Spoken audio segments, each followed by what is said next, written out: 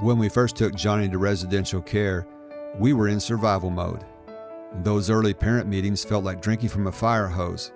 There was so much information about adoption trauma to process, it was overwhelming. Our focus had to be on getting Johnny the help he needed, which meant letting some things slide. We just didn't have the mental space for it all at once. One principle I've shared on this podcast that's helped me understand Scripture is sitting with the text and letting it really sink in. I want to apply that same principle to some of the more information-packed episodes and break them down into shorter, focused segments. Each one will highlight a single concept with ideas to reflect on and apply on your parenting journey. I'll let you know which episode it came from so you can listen to it in its context. My hope is to make all the wisdom in this content easier to take in and use. Anchors of hope and healing are on the way. As adoptive parents, we often face incredibly challenging moments, especially when our kids are struggling or make choices that push us to the brink. When things go south, what can you do? You can call the therapist, the caseworker, or sometimes even the police. But what's next? In today's segment, Call for Pizza, taken from episode 183, Jane Baker talks about the importance of self-care and respite for adoptive parents. You can be okay, even if your kids aren't. I want to encourage you to grab a pen and paper and listen for the ideas that speak to you. When things are really bad, and especially if you've got a kid who runs off, this kind of captures my overall philosophy. When something like that happens, the first thing you do is you probably call the child's therapist. The next thing you do is, or DHR worker, if you have one of those still involved, and you call the police, and then you call for pizza.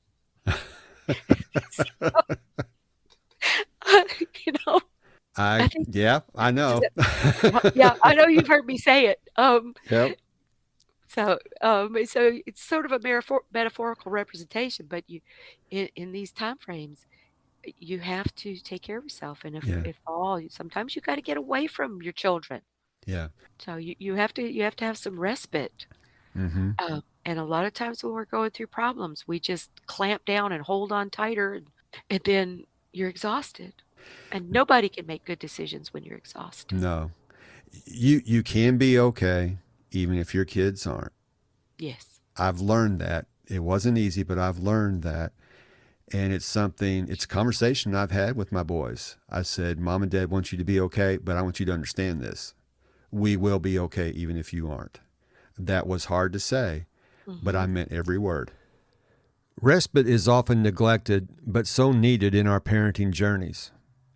Here are a few takeaways and questions to reflect on. Number 1, when faced with challenging moments, it's okay to seek outside help. Turning to professionals is encouraged when the situation gets overwhelming. Ask yourself, who can I reach out to when my family needs extra support? Is it a therapist, caseworker, or the police? Don't hesitate to contact these individuals. Number 2, exhaustion makes it harder to parent effectively.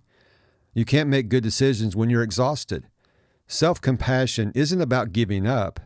It's about surviving hard days so you're strong enough for tomorrow. Respite is essential, not selfish. Ask yourself, what helps me recharge when things feel overwhelming? Make a list and step away for yourself. And finally, number 3, your kids' struggles don't define you're okay. You can and must find stability even if your children are still navigating their journey. Tell yourself, I can be okay even if my kids aren't. I would encourage you to sit with this episode. Make your own notes.